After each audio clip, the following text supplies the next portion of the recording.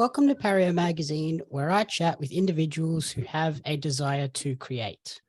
Today, I'm joined by members of the Sydney rock band who have just dropped their new EP, Uproar. Welcome to Pario magazine, Edgecliff. Hey. Thank you. Thanks for having us. Cheers. It's a pleasure. So we're here today to chat about Edgecliff's journey in the world of music and your new EP. Before we dive into that, though, do we want to just go around the group and quickly introduce yourselves and your roles within the band? I'm Kai, and I'm the bass player. I'm Jesse in the rhythm guitars. And I'm Nick, and I play keyboard. Okay, brilliant. So we'll go from left to right. How did you each discover your passion for music?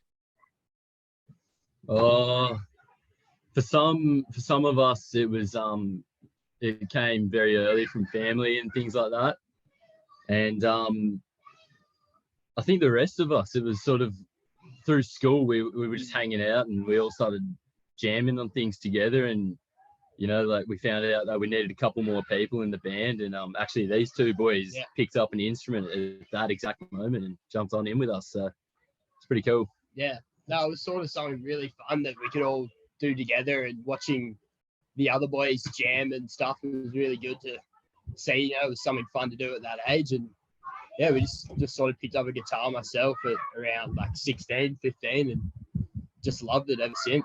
That was great. Yeah, for me, the boys just kind of came to me one day and said we're looking for a keyboard player to come play with us. And Jesse actually gave me his old keyboard, which I took home one day and just started playing along with it. Didn't really get me anywhere, but then one day I really just sat down, had a go, and I just fell in love with it. And then the rest is history. Given that you two didn't sort of have a musical background before, how was that process of, oh God, I have to learn this instrument and be good enough to join this band? Really fun. Yeah, it was fun. It was great because we had like our best mates around us, supporting us and helping us. Yeah, it was really fun just to sort of learn songs and stuff at that early age, and then just while learning instrument as well. And then on top of that, actually playing in a band while learning an instrument just helps so much. Like just bouncing off each other with ideas, and then you just find yourself like progressing so much quicker as well. That was great. I imagine sort of having that end goal in mind too of, okay, we're going to form this band and start making our own music helped sort of drive the motivation. Yeah, big time. So from the sounds of that, you all came together at school. Is that when Edgecliff officially formed? Yeah. At what point did you then transition this from being a hobby to, okay, we can chase this down as a career path? Oh, I reckon in year 11 and 12. Yeah, in year 11 and 12 we started doing a few band comps and things, and it was fun, and we got some good feedback from that. So straight after school we were sort of thinking, oh, what are we going to do with ourselves? And that was one thing that stayed around for sure. We loved it. We didn't want to give it up. We kept playing, and was like, oh, this is the best thing ever. So okay. So who were some of the earliest inspirations for Edgecliff, and how have those influences changed over the years?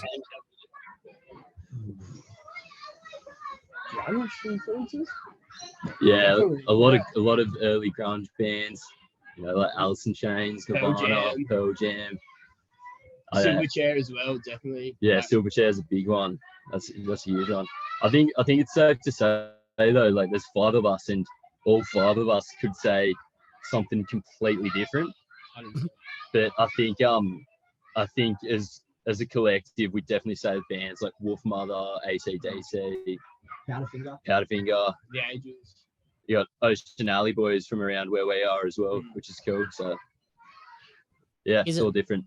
Is it a really collaborative process when you're writing music, so you can each bring in those individual influences as well? Everyone does, for 100%. Sure. Yeah, it's cool. Okay. And as we mentioned in the intro, you've just dropped the new EP, Uproar. Can you tell us a little bit about the story behind that record? bit of a story. I mean, I guess it's a mixture of songs that best describe probably the past 3 years of our playing and like writing. I mean, all the songs are sort of, they were all written at different times. Some were written probably only in the last year, and others have been sort of in the works for a couple of years now. So it's really one of those things that we just want to, there's something on it for everyone, and we just want to get it out there because it's us. It's the early stages of Edgecliff for sure. And sort of, we've seen a couple of singles come out. Do you feel those singles are a great indication of what people can expect from the full EP? Oh, I think there's two. Well, I'm speaking on behalf of myself here, but there's 2 hidden gems in there that we haven't released, and I think those 2 tracks will be a big secret weapon. And yeah, I hope a lot of people get around those 2 in particular. Okay, so from the sounds of it, there are a couple of individual favorites. Is there a unanimous favorite from the band as well? Oh, it's a tough question. That is a tough question. What would you say is a favorite? I reckon Broken. I think we spoke about this the other day. We have a track called Broken on there that we're all so proud of. So yeah, I reckon that's it.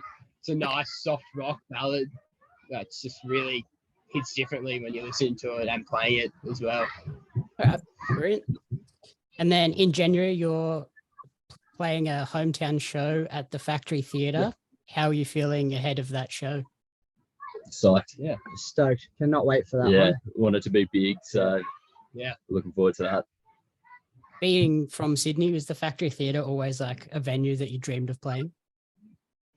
To be honest, I actually didn't really know too much of it. Yeah, when we sort of got into gigging and things, like I remember the first time we played there, we walked up and I was blown away by just the whole sort of vibe there. The scene there. Yeah, great. it's massive. Just everyone comes down and it's just all about music. There's multiple stages as well. There's two stages upstairs, like one downstairs, and it's just it's a place for music. Yeah, it's cool. Brilliant. What can people expect from that show in January? High energy. It'll be a good time. We really do try to bring a lot of energy to our shows every time we play, because we would love to see people, walking away just really wanting more, and yeah, just wanting to come and see us again. It's a real, it's a bit hard to explain the feeling you get when you you've played a good show. Yeah. Left people sort of just blown away with something else as well. Yeah, they can expect rock and roll, that's for sure. Yeah. Okay. And then before we close out the interview, I thought we'd do a couple of fun questions. Who is the loudest member of the group? Oh, Jacob. Yeah, our drummer, Jacob. Like musically wise, or just in general, but yeah, but he's a drummer, so it makes sense. Yeah, that's what I was thinking. Definitely makes sense for the drummer to be the loud one. And then who would be the most organized of the group? Oh, I think I'm fairly I reckon you're on top of things. Yeah. I'm like one of those people that just hates to be late to stuff. I've always got to be perfectly. Everything's got to be perfectly planned. Yep. Sounds like me. Well, very well. And then on the flip side, who is the person that is always late to the studio or late to shows? This guy here. Jesse. For sure. Hands down. Closely followed by this bloke, I'll say that. Hand in hand, walking in late. Yeah. And then who has the weirdest habit out of the group? Oh. I don't know. That's a tough one. Or maybe like a weird like pre-show ritual or something.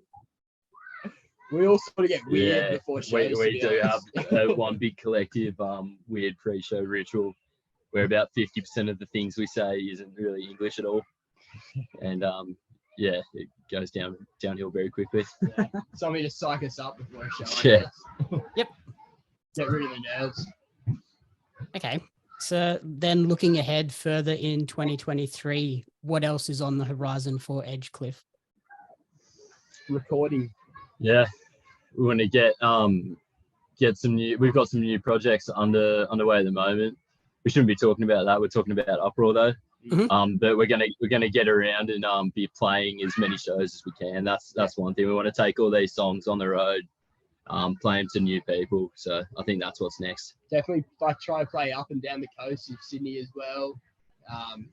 Like really sort of branching out a bit and trying different new venues while playing this EP. Yeah.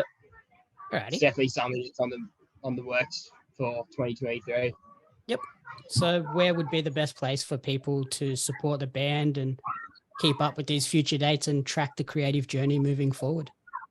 Probably our Instagram. We're very active. We try to be very active on there. We're always looking at messages and replying and getting involved on that. So you can find us at Edgecliff Band on Instagram and Edgecliff Music on Facebook. That's another one.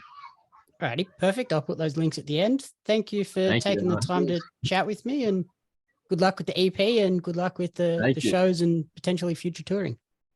Thanks for having us. Thank you very much. Pleasure.